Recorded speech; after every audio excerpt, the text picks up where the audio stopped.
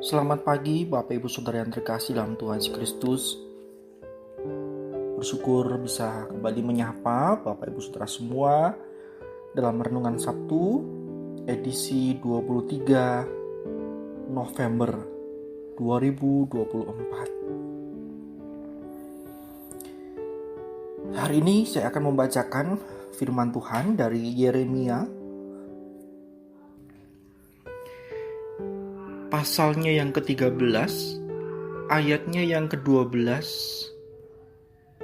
sampai yang ke-14. Yeremia 13 ayat 12 sampai 14, beginilah firman Tuhan. Katakanlah kepada mereka firman ini. Beginilah firman Tuhan Allah Israel, setiap buyung harus dipenuhi dengan anggur, dan jika mereka berkata kepadamu, masakan kami tidak tahu betul bahwa setiap buyung harus dipenuhi dengan anggur?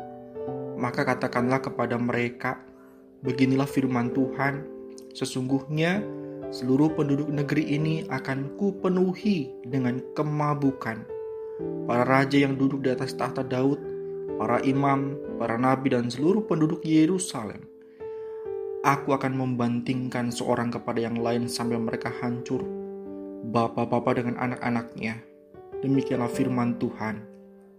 Aku akan membinasakan mereka tanpa belas kasihan, tanpa merasa sayang, dan tanpa ampun. Bapak Ibu Saudara yang terkasih,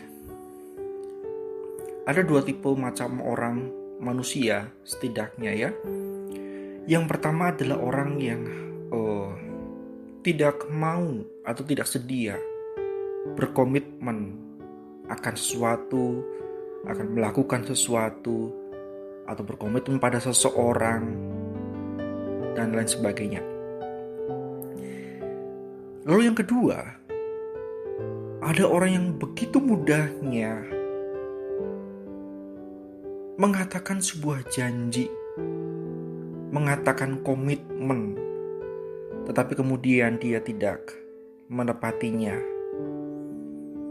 Bapak Ibu Saudara yang terkasih, dua hal ini menjadi bagian dinamika dalam kehidupan bangsa Yehuda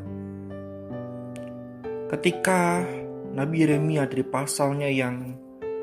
pasal-pasal awal kitab Yeremia ini, Bapak Ibu Saudara, memberitakan tentang nubuatan penghukuman kepada mereka yang telah memberontak, yang telah menjadi begitu munafik dan kehidupan yang tidak berkenan di hati Allah.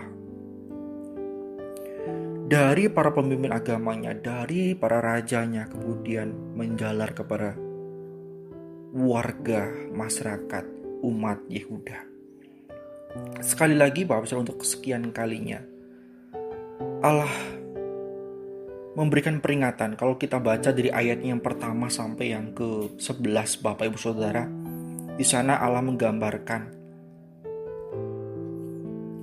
bahwa komitmen umat Yehuda itu seperti kain lenan, ikat pinggang yang menjadi lapuk. Ya, jadi Allah itu menyuruh Nabi Yeremia ya untuk membeli sebuah ikat pinggang ya. Lalu kemudian Allah meminta supaya Nabi Yeremia meletakkan ikat pinggang itu di sungai. Lalu kemudian beberapa waktu kemudian Yeremia harus mengambilnya lagi. Ketika Yeremia mendapati ikat pinggang itu ternyata sudah lapuk. Itu menggambarkan bahwa komitmen bangsa Israel sebagai umat pilihan Allah, umat Yehuda sebagai umat perjanjian, di mana Allah membuat janji ya, mengikat janji dengan mereka. Tapi komitmen mereka seperti ikat pinggang dari kain lenan itu yang begitu mudahnya lapuk. Penggambaran selanjutnya di ayat yang ke-12 sampai 14 yang kita baca tadi, dengan buyung, Bapak Ibu Saudara, tempat air ya. Setiap buyung harus dipenuhi dengan anggur, Allah berfirman. Tapi kemudian mereka berkata, masakan kami tidak tahu betul bahwa setiap buyung harus dipenuhi dengan anggur? Apa artinya ini Bapak Ibu Saudara? Buyung sebagai tempat menampung air ataupun anggur. Perkataan masakan kami tidak tahu betul. Ini menggambarkan Bapak Ibu Saudara bahwa orang Yehuda, para pemimpin agama, para pemimpin pemerintahan waktu itu, mereka sudah ditegur oleh Allah berkali-kali, tapi mereka merasa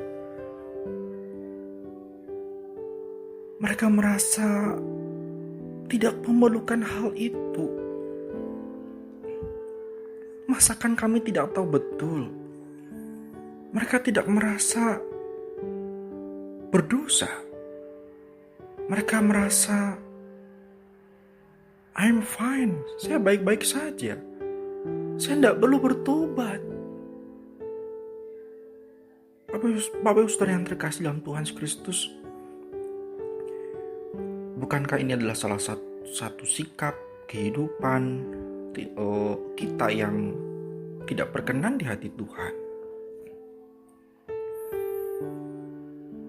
Tidak mau belajar, tidak mau dibentuk oleh Tuhan, itu adalah bukan natur seorang murid Kristus. Sebab murid Kristus yang sejati, dia akan terus haus dan lapar akan kebenaran. Dia akan terus haus akan hal itu. Dia akan semakin rendah hati. Dia akan semakin merasa berdosa dan tidak layak di hadapan Tuhan, dan semakin menghargai anugerah yang Tuhan berikan dalam hidupnya. Sehingga kalau kita balik lagi dalam nats yang kita menjadi perhatian kita pagi hari ini Bapak Ibu Saudara, ketika Allah mendapati mereka begitu tegar tengkuk, tidak merasa harus bertobat, tidak merasa hidupnya harus diperbaiki oleh Allah, maka beginilah firman Tuhan, sesungguhnya seluruh penduduk negeri ini akan kupenuhi dengan kemabukan. Aku akan membandingkan seorang kepada yang lain, bapak-bapak dengan anak-anaknya. Jadi Bapak Saudara, kemabukan, Bapak Saudara, mari kita bayangkan ya, seorang yang mabuk karena anggur, dia jalan sempoyongan dengan tingkat kesadaran yang hampir 0% begitu Bapak Ibu Saudara ya.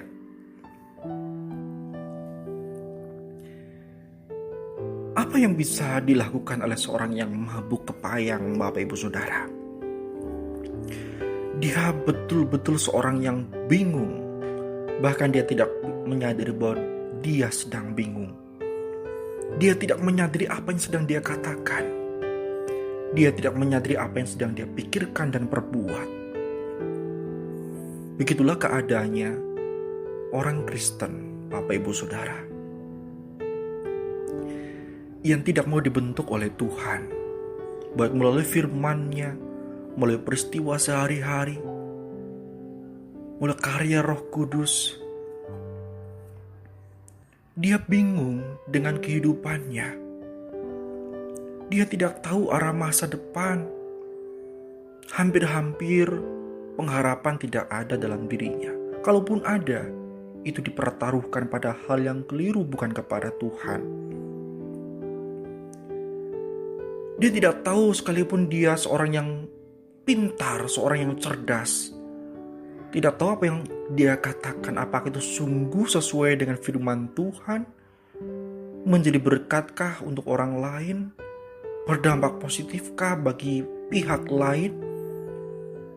Dia mengatakan ini dan itu, tapi sejatinya Bapak Ibu Saudara, dia sedang dimabukkan oleh pikirannya sendiri. Terlebih kalau kita mengingat pada zaman modern ini yang namanya relativisme, Bapak Ibu Saudara. Relativisme adalah sebuah paham di mana kebenaran itu tidak lagi bersifat kolektif atau bersama-sama, Bapak Ibu Saudara. Tapi kebenaran itu dipandang dari sudut pandang pribadi, orang demi orang. Ibarat kalau bahasa kita Banyumasan, itu adalah ngarah bener dewek, Bapak Ibu Saudara. Itu betul adanya. memandang firman Tuhan tentang perubahan hidup, tentang karakter kita, Bapak Ibu Saudara, bahkan tentang isu-isu yang sifatnya etis dan moral. Anak-anak muda kita di zaman ini, Bapak Ibu Saudara, bahkan semakin tidak paham mana yang benar dan mana yang tidak. Jadi Bapak Ibu Saudara, kita perlu merenungkan hal ini yang dimana pagi hari kita mendapatkan kesempatan yang baik untuk merenungkannya. Mari kita lihat kehidupan kita, Bapak Ibu Saudara. Adakah hati kita sampai hari begitu kerasnya, tidak mau dibentuk oleh Tuhan, tidak mau bertobat? Entah dari dosa favorit, entah dari hal-hal tertentu penyembahan berhala. Kita tahu itu belum selesai, Bapak Ibu Saudara. Selama kita masih hidup di dunia ini, penyembahan berhala masih akan menjadi pergumulan kita yang nyata. Kita harus terus berproses akan hal itu. Selama proses pengudusan itu terjadi di dunia ini, Bapak Ibu Saudara, kita harus terus memiliki hati seorang murid yang mau dengar dengan firman Tuhan, mau dengar-dengaran dengan Allah, dan dengan rendah hati. Tuhan, bentuk saya lagi Tuhan sesuai dengan firman-Mu, sesuai dengan kehendak-Mu. Tolong penuhi saya Tuhan dengan kebenaran-Mu. Tolong penuhi saya, puaskan saya dengan hadirat-Mu Tuhan, dengan kasih-Mu. Bapak Ibu Saudara, jangan sampai doa-doa yang seperti demikian itu menjadi asing dalam kehidupan kita. Bahkan tidak terkatakan oleh kita. Oleh sebab karena kita tegar tengkuk, tidak mau diajar dan tidak mau bertobat. Mari kita berdoa. Tuhan, ampuni kami ya Tuhan untuk setiap dinamika kehidupan yang nyata dalam kehidupan kami, di mana Tuhan temukan kami tegar tengkuk. Kami tidak sedia dibentuk oleh Tuhan, tidak sedia untuk berubah, tidak sedia untuk memegang komitmen kami pada kebenaran-Mu. Tuhan, ampuni kami.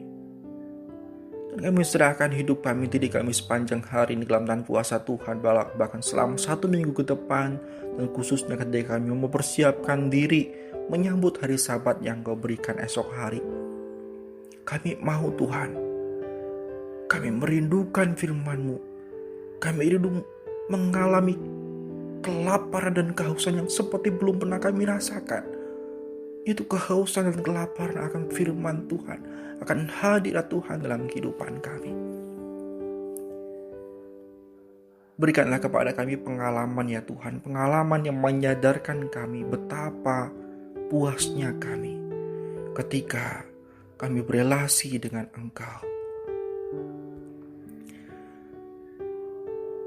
Tuhan, kami serahkan diri kami, aktivitas kami, rencana-rencana kehidupan kami sepanjang hari ke dalam tangan kuasa Tuhan. Jadikanlah kami menjadi saluran berkat untuk orang-orang yang akan kami jumpai, orang-orang yang kami ingat, orang-orang yang berinteraksi dengan kami baik secara langsung maupun melalui komunikasi virtual. Terima kasih Tuhan. Kami bersyukur dan berdoa dan memohon demi nama Tuhan Yesus Kristus. Amin.